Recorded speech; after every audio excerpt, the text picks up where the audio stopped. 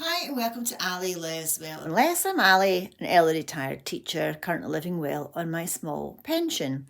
And today on Weedy Wednesday, I'm just doing a very quick video showing you my seedling process. I'm going to show you transplanting my seedlings onto the next stage.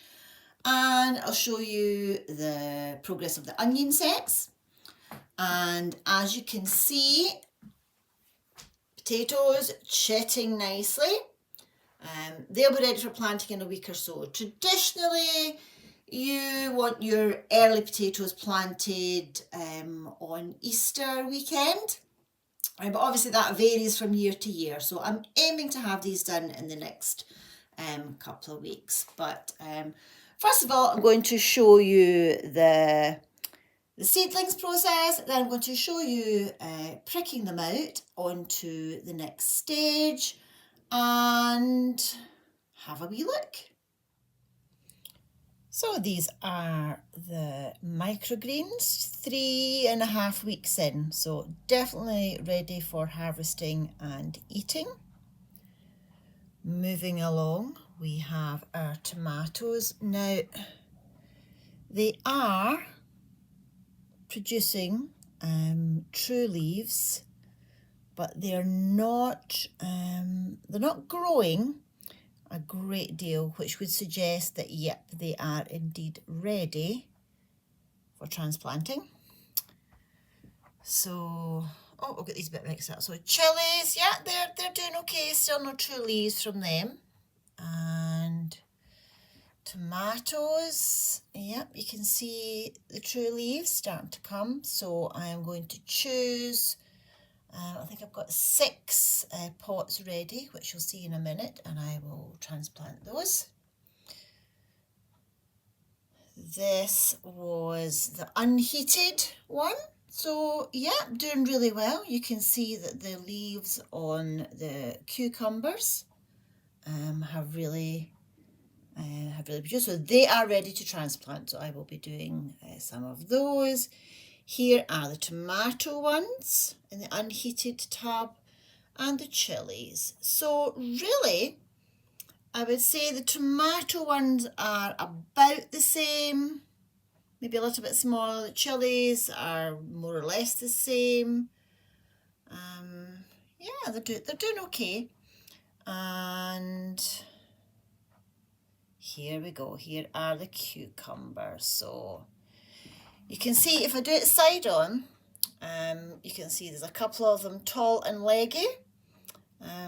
I will not be transplanting the taller ones. What you want to do is transplant, so this one here in the middle is perfect. You want a nice straight stem, a good strong, healthy, true leaf. So I will be transplanting that one, and I'll choose a couple of other ones as well. Oh, that one at the front looks not too bad. And I have my repurposed yogurt pots. I now have the planting on compost in here. So I did these yesterday so that the compost could warm up to room temperature. And that is what I'm going to use to transplant 6 tomatoes. And one of them will be from the unheated tub, just so that we can do a comparison to see if there's any difference. So I am going to show you how to transplant a seedling. So this isn't the perfect way to do it. This is just how I do it. It seems to work. If you want to watch an expert gardening channel, by all means, but as I said, this is how I do it. So I am using some double cream yogurt pots that I had from when I was making butter. I have marked this one no heat because I'm going to transplant a tomato seedling that did not, oh excuse my wobbly table, that did not have the heated propagator. This one was just inside a plastic bag until it germinated. So all I've done is I have made some holes in the bottom of these tubs, and I filled it with the special planting on compost. You don't need to firm it too much, but it needs to be compacted a little bit so that the roots have got something to grow into. And all I've done is I've made a hole in the middle, about half a finger's depth, to transplant my seedling. So I'm going to choose this seedling. I don't know if it shows up very well on camera. Okay, so I'm choosing this one because it has 2 true leaves. It's got a nice straight stalk. It's not too tall or leggy. Although leggy tomato seedlings are not a problem because you can bury them even deeper. And they will still grow, because the thing about tomato stalks is they will just continually grow roots. Some people even plant their tomatoes on their side so that they root more, but that's a whole other topic. So all I've got is a little sort of spoony thing that was in a lunchbox. And there's only 2 things to remember about handling seedlings is don't touch the stalk and handle them by their seed leaves, not their true leaves, because the seed leaves don't really matter, but you don't want to damage the stalk or the true leaves. So all I'm going to do, I think we're using a little forky end, is just dig in and loosen off the roots. Okay, and I'm just going to gently pull it up. Come on, there we go. There we go. Oh, and it's got some nice long roots. There we go. See them? And all I'm going to do is pop them straight into the hole that I have made. Let's move this over.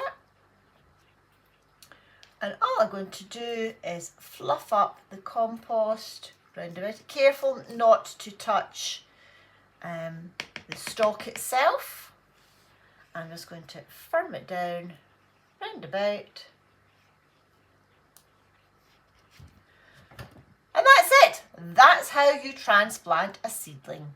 Now, if you've got lots of seedlings, then yep, it will take ages. It can get a little bit messy, which is why I've put down an old bath mat. But that's it. There is my first tomato seedling transplanted, and it will go back upstairs and sit on my south-facing window, and it will just keep growing for the next, at least the next month, and hopefully we should see some tomato plants that get to about this high. And I will show you that the next time. Now, all I'm going to do is do exactly the same for my some cucumbers. I haven't decided how many I'm going to transplant of those, but I know I want 6 tomato plants and maybe 4 cucumbers. And then we'll see how many chilies I transplant, because these will all go in the polytunnel. So here we have the onion sets after about a week. You can see that they are starting to produce so little green shoots.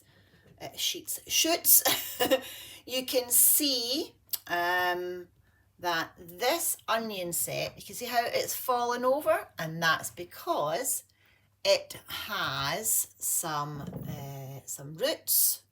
Hang on, so I've got some roots. If I come to this side, you see the roots starting to embed themselves.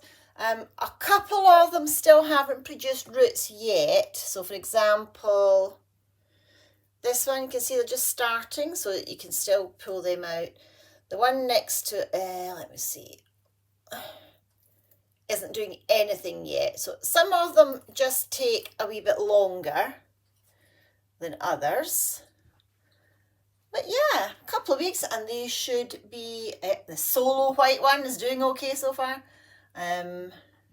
yeah, they take a couple of weeks, but oh, there's a good example. So all I'll do is just push some compost over that one. But yeah, after a couple of weeks, they will be ready to transplant, and these will be going in the front garden so that they are well out of the way of Miss Luna, and I will show you the progress in my front garden in a minute.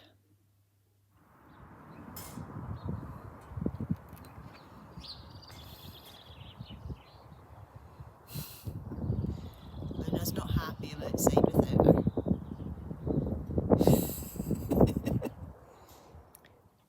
So here's the progress in the front garden. This is the view from the upstairs bedroom window.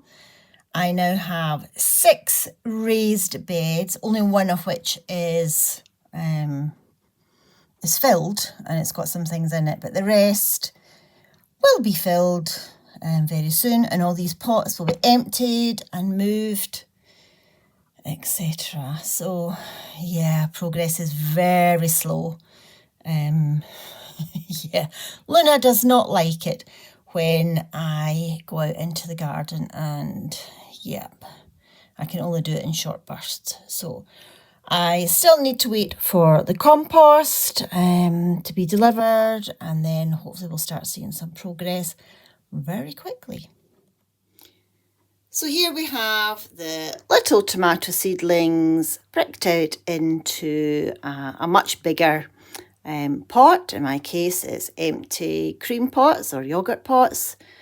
I have varied the heights of the seedlings. You can maybe see this one has been buried a little more deeply than this one. So I'm just playing around to show you the different ways of doing it. But hopefully these 6 will all survive and make it to be transplanted into the polytunnel in a month or so. I do have a lot of extra seedlings, and I'm just going to pot them up into little pots as backups, and also it's quite nice to give away tomato plants to friends or family if they want them. Yeah, so fingers crossed that they get lots of nice sunshine through this window and they will grow. So I will show you the progress of these seedlings in another week or so, and hopefully you will see a difference in growth. So thanks for watching today's wee extra Weedy Wednesday video, and I'll catch you again on the next one. Thanks for watching. Bye.